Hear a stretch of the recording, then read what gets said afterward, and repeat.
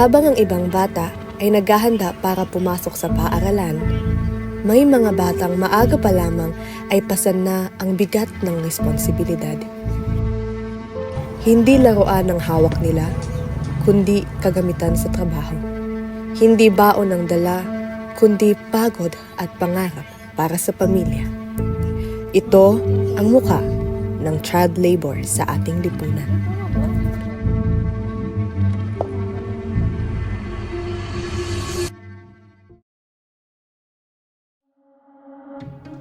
Ayon sa pinakahuling datos ng Philippine Statistics Authority, tinatayang 513,000 na bata, edad 5 hanggang 17 ang sangkot sa child labor sa Pilipinas noong 2024. Bagamat bumaba ito mula 678,000 noong 2023 at 828,000 noong 2022, nananatili pa rin itong malaking suliranin sa ating bansa.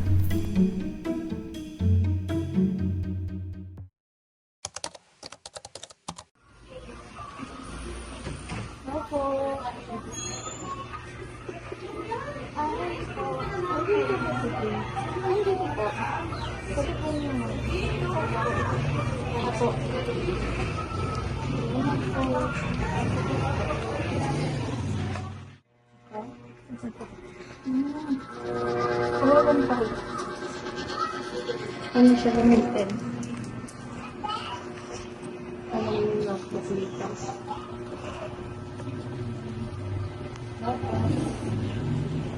Ayan po, yung super dito.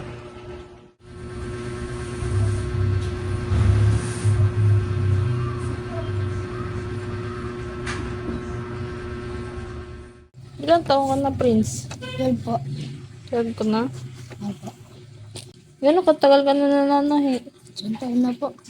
1 taon. Hindi 11 pa lang nananahi ka na. Opo.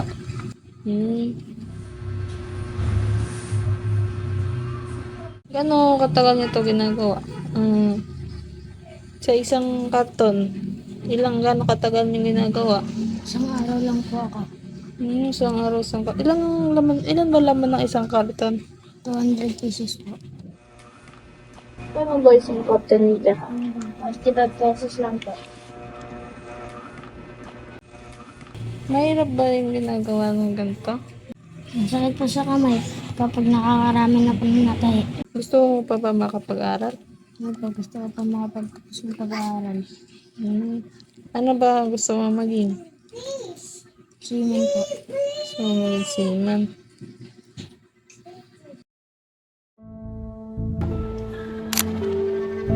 Ano po yung masasabi niyo about sa child labor? So para sa akin kasi, dapat ang kabataan, pinili nila ang kanilang kabataan, pagiging bata lang. So kapag ang oras nila is nalalaan sa trabaho, nasasayang na kanilang pag-i-enjoy para magiging bata.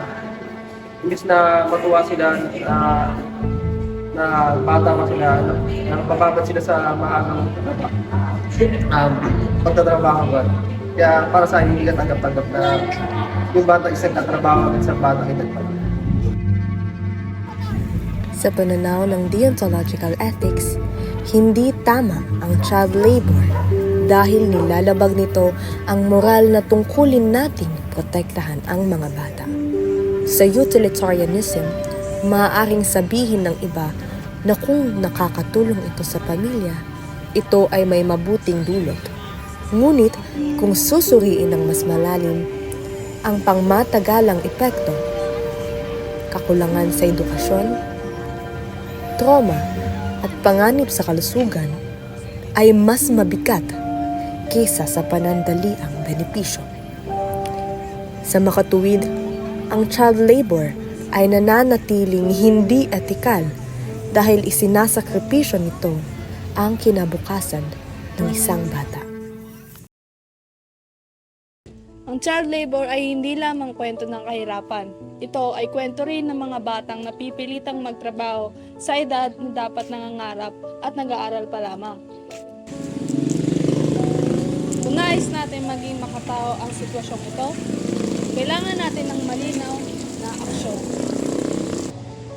Siguraduhin ang tunay na access sa edukasyon, libreng pag-aaral, scholarships, at sapat na suporta para sa mga bata upang manatili sila sa paaralan, hindi sa trabaho. Ikalawa, palakasin ang kabuhayan ng mga magulang sa pamamagitan ng disenteng trabaho at sapat na sahod upang ang kanilang mga anak ay hindi na magtrabaho. Hoy, bili na kayo! Ipairal at ipatupad ng mahigpit ang mga batas laban sa child labor tulad ng Republic Act No. 9231. Ang mga bata ay hindi dapat maging tagapagtaguyod ng pamilya sa murang edad. Sila ay may mga pangarap na dapat inaalagaan at hindi dapat nila pinapasan ang mundo. Sa huli, ang tanong ay hindi lamang bakit may child labor, kundi ano ang ginagawa natin upang ito'y wakasan. Dahil ang bawat munting kamay ay dapat may hawak na lapis, hindi pasanin ng kahirapan.